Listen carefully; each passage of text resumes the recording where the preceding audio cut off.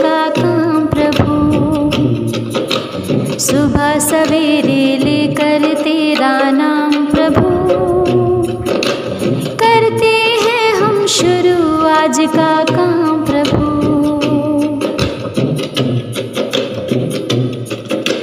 गुरुओं का सत्कार कभी ना भूले हम,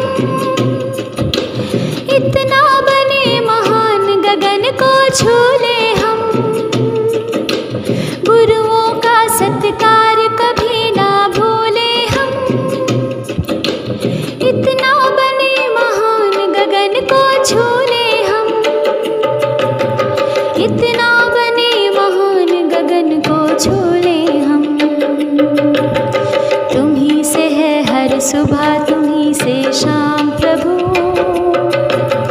करते हैं हम शुरू आज का काम प्रभु। सुबह सवेरे लेकर तेरा नाम प्रभु, करते हैं हम शुरू आज का काम प्रभु। सुबह सवेरे लेकर तेरा नाम प्रभु, करते हैं हम शुरू आज का काम प्रभु। करते हैं हम शुरू आज का काम प्रभु, करते हैं हम शुरू आज का काम प्रभु, करते हैं हम शुरू आज का काम प्रभु। सुप्रभात बच्चों, हम हर दिन की शुरुआत एक ज्ञानवर्धक सुविचार के साथ करते हैं। तो आज का सुविचार है, in the practice of tolerance one's enemy is the best teacher. सहिष्णुता के अभ्यास में आपका शत्रु ही आपका सबसे अच्छा शिक्षक होता है। आपका दिन शुभ हो। सुप्रभात प्यारे बच्चों।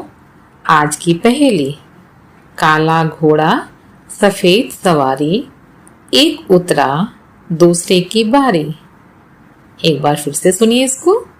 काला घोड़ा सफेद सवारी, एक उतरा दूसरे की बारी। बोलो क्या है? सोचो। बिल्कुल ठीक सोचा। इसका उत्तर है तवा रोटी। धन्यवाद। नमस्कार, आज के इतिहास में आप सभी का स्वागत है। आइए जानते हैं कुछ खास बातें। सन 1839 में आज ही सिख साम्राज्य के संस्थापक महाराज रणजीत सिंह का निधन हुआ था तथा सन 1964 में आज ही उड़न परी के नाम से दुनिया भर में पहचान बनाने वाली पीटी उषा का जन्म हुआ था। पीटी उषा ने बहुत से मेडल जीते हैं तथा पीटी उषा की जिंदगी का सबसे यादगार साल सन 1984 था, जब उन्होंने लॉस एंजल्स ओलंपिक में हिस्सा लिया। इस ओलंपिक में उषा 0.01 सेकंड के अंतर से ओलंपिक मेडल जीतने से रह गई थी। धन्यवाद। सुप्रभात बच्चों, प्रस्तुत है आज का विशेष। आज का विशेष है पीटी उषा। पीटी उषा का जन्म 27 जून सन 1964 को केरल के कोझिकोड जिले के पयोली ग्राम में हुआ था। उषा एक धाविका के रूप में भारत के लिए केरल का और विश्व के लिए भारत का अमूल्य उपहार हैं। खेल कूद के लिए पूर्णतः समर्पित उषा के जीवन का एकमात्र ध्येय ही विजय प्राप्ति बन गया। भारतीय ट्रैक एंड फील्ड की रानी माने जाने वाली पीटी उषा भारतीय खेलकूद में 1979 से हैं। पीटी उषा को उड़न परी भी कहा जाता है। पीटी उषा भारत के अब तक के सबसे अच्छे धावकों में से एक हैं। उन्हें पयोली एक्सप्रेस नामक उपनाम भी दिया गया था। आज के लिए इतना ही। धन्यवाद। सवेरे का नमस्कार। वक्त है प्रश्नोत्तरी का। पहला प्रश्न है, भारत का बिस्मार्क किसे कहते हैं? इसका उत्तर है सरदार वल्लभ भाई पटेल जी को। जिस प्रकार जर्मनी में ऑटो वन बिस्मार्क ने 36 राज्यों को मिलाकर एक शक्तिशाली जर्मन साम्राज्य की स्थापना की थी, ठीक उसी प्रकार भारत में सरदार वल्लभ भाई पटेल जी ने भी सभी रियासतों का विलय भारत में करके भारत देश का निर्माण किया था। इसलिए उनको भारत का बिस्मार्क कहा जाता है। प्रश्न नंबर 2, भारत का नेपोलियन किसे कहा जाता है? इसका उत्तर है समुद्रगुप्त। समुद्रगुप्त ने लगभग पूरे भारत को जीत लिया था। वो कभी भी किसी युद्ध में नहीं हारे, इसलिए इतिहासकार वी.ए. स्मिथ ने उनको भारत का नेपोलियन कहा है। प्रश्न नंबर 3, भारत की कोकिला किसे कहा जाता है? इसका उत्तर है भारत की कोकिला सरोजिनी नायडू जी को कहा जाता है। उन्होंने अत्यंत मधुर स्वर में अपनी कविताओं का पाठ किया था।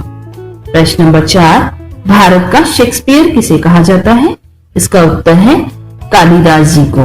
उनकी सभी रचनाओं जैसे मेघदूत, अभिज्ञान शकुंतलम का अनुवाद अंग्रेजी में भी किया गया है। जब ये साहित्य इंग्लैंड पहुंचा तो उसके प्रसार के लिए महाकवि कालिदास को भारत का शेक्सपियर बताया गया, क्योंकि शेक्सपियर की महानता से वहां के व्यक्ति पहले ही परिचित थे।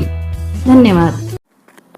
नमस्कार, आइए अब सुनते हैं सोहन लाल द्विवेदी जी द्वारा रचित आज का बाल गीत। एक किरण आई लाई पूरब में हुआ सुखद सवेरा, एक किरण आई लाई पूरब में सुखद सवेरा, हुई दिशाएं लाल लाल हो गया धरा का घेरा।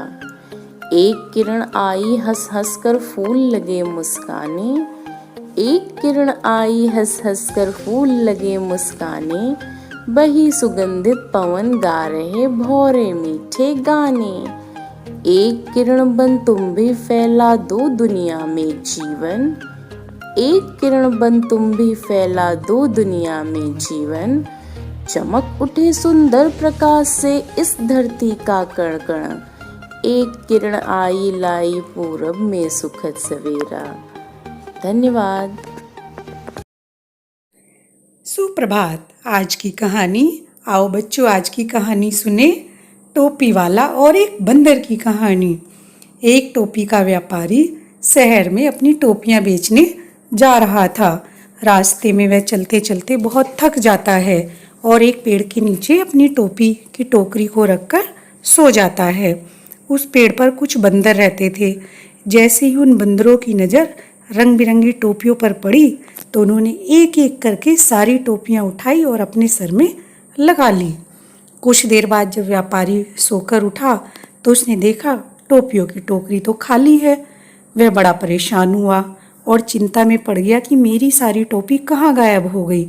उसने इधर उधर देखा तो उसे कुछ नज़र नहीं आया। तभी उसकी नज़र पेड़ पर बैठे बंदरों पर पड़ी। वे सारे बंदर उन टोपियों को पहने बैठे हुए थे।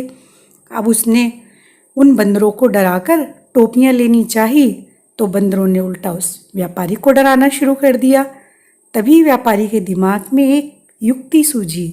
उसने सोचा कि बंदर नकलची स्वभाव के होते हैं, तो उसने अपनी तरकीब लगाई और अपने हाथ हिलाने लगा तो बंदर उसको देखकर अपने हाथ हिलाने लगे।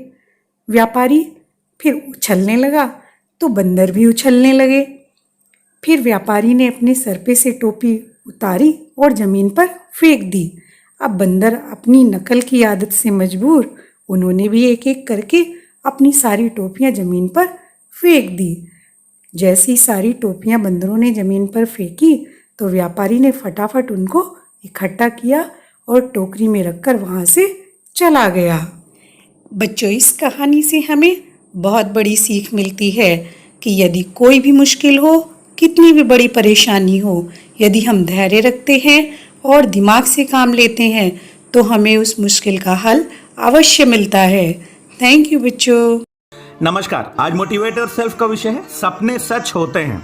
अपने सपनों के प्रति सजग रहें और ये तय करें कि वास्तव में हम अपने जीवन में क्या बनना या हासिल करना चाहते हैं।